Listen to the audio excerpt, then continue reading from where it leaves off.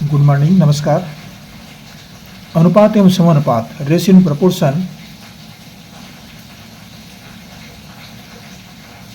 ये कक्षा 10वीं के विद्यार्थियों के लिए है। कक्षा 10वीं में अनुपात समानुपात ये अध्याय पढ़ा जाता है, ये अध्याय का नाम है।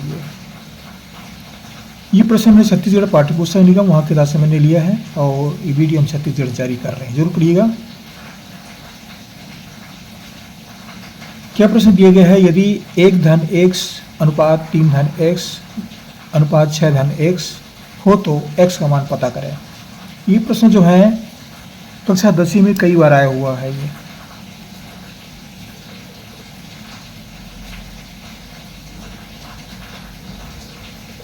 ये प्रश्न परीक्षा में प्राय पूछे जाते हैं। ये परीक्षा में आता ही रहता है, ये पूछते हैं, इसको जरूर पढ़िएगा, ध्यान दीजिएगा। अब इस प्रश्न को हम नीचे ले आते हैं जहां पर दिया गया है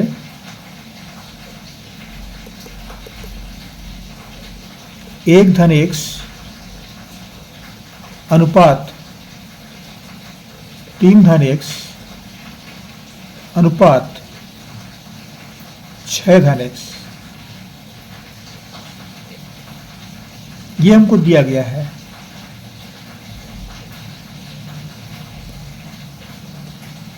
इसमें x का मान निकालना है। अब देखिए इसमें 3 संख्या है, ये पहला संख्या है, दूसरी संख्या है, तीसरी संख्या, 3 संख्याएं अनुपात में है। तो ये 3 संख्याएं जो अनुपात में होती है, ये संख्याएं सतत अनुपात,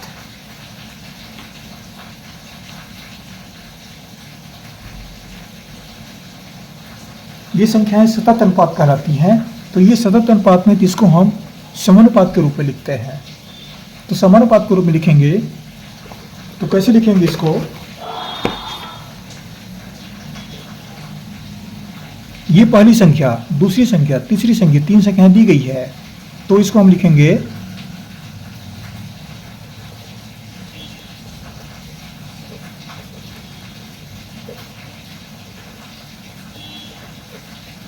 समानुपात नियम से 1 धन x अनुपात 3 धन x समानुपात, ये 4 बिंदु जो है समानुपात के चिन्ह है। अब यही संख्या फिर आएगा 3 धन x अनुपात 6 धन x,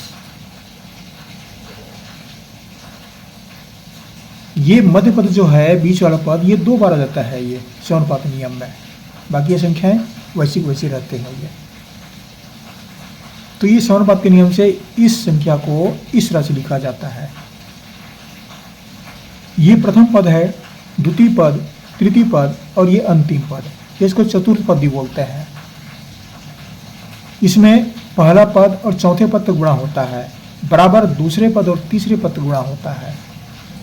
या फिर 1 धन x बटा 3 धन x बराबर 3 धन x बटा 6 धन x, इस तरह से लिखते हैं।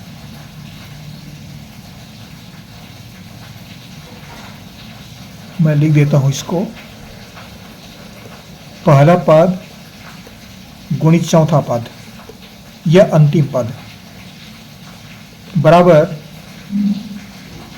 दूसरा पद गुणित तीसरा पद, इस तरह से गुणा होता है। ये आपकी सुविधा के लिए बता रहा हूं मैं। तो पहला और अंतिम में गुणा कर देते हैं। 1 धन x गुणित 6 धन x बराबर 3 धन x गुणित 3 धन x, ये दूसरा पद आ गया, तीसरा पद भी आ गया। अब कोष्टक तोड़ते हैं यहां पर। तो 1 का गुणा ये पूरे खंड से गुणा होगा 6 धन x से, और x का गुणा ये पूरा खंड से फिर होगा।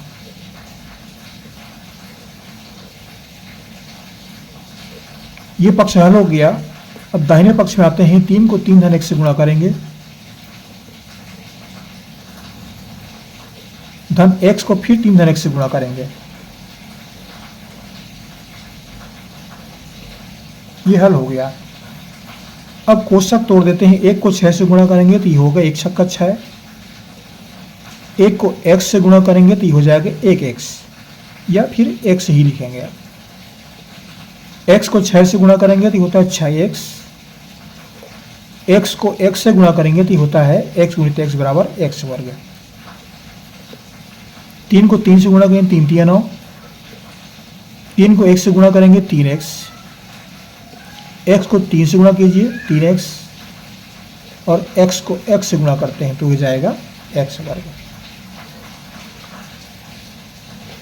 अब देखिए यहाँ पर x वर्ग है, यहाँ पर x वर्ग है, दोनों को चिन्ह समान है। ये इसको हम पक्षांतर करके इस पक्ष में लाते हैं, दोनों बराबर हो जाता है, ये कट जाता है ये। तो इसको हम ये दोनों पक्ष में एक साथ कैंसिल कर सकते हैं, पर पक्षांतर करने की आवश्यकता नहीं है, दोनों कट जाता है ये, क्योंकि दोनों को चिन्ह समान है, दोनों के घातांक समान है, दोनों सजातीय राशि है, इसलिए कट जाता है ये। यहाँ पर घात 3 रहेगा तो ये नहीं कटेगा ये दोनों संख्याएं कट गई। यहाँ पर क्या बचा 6। अब ये 6 और 1 यहाँ पर 1 छिपा हुआ है, तो 6 और 1 7x बराबर 9, धन 3 और 3 6x। अब यहाँ पर फिर पक्षांतर करते हैं, पक्षांतर करेंगे तो x वाली राशि को बाएं पक्ष में लाते हैं, बाकी राशि को दाएं पक्ष में। तो ये 7x अपनी जगह में है तो जैसे तैसे रहेगा। इस राशि को बदल कर लाते हैं बाएं पक्ष में, तो ये धन का ऋण हो जाएगा, चिन्ह बदल जाता है, ये ऋण 6x। ये 9 अपने पक्ष में है, दाहिने पक्ष में, तो दाहिने में रखेंगे। ये 6 जो है बाएं पक्ष में, जिसको दाएं पक्ष में ला रहे हैं, तो इसका चिन्ह यहाँ पर धन है, तो ये हो जाएगा ऋण। 7x में 6 घटा देंगे, यहाँ पर बचता है 1x, या फिर x ही लिखेंगे। 9 में 6 गया 3, फिर 9 में 6 गया 3, ये क्या है, इसका मान है, उत्तर है ये। x का मान पता करें तो x बराबर 3 होगा। अब देखिए यहाँ पर इस संख्या को पता करें, देखो क्या होता है। यहाँ पर 3 रखते हैं, 1 धन 3 बराबर 4। यहाँ पर फिर 3 रखते हैं, 3 धन 4 बराबर 7।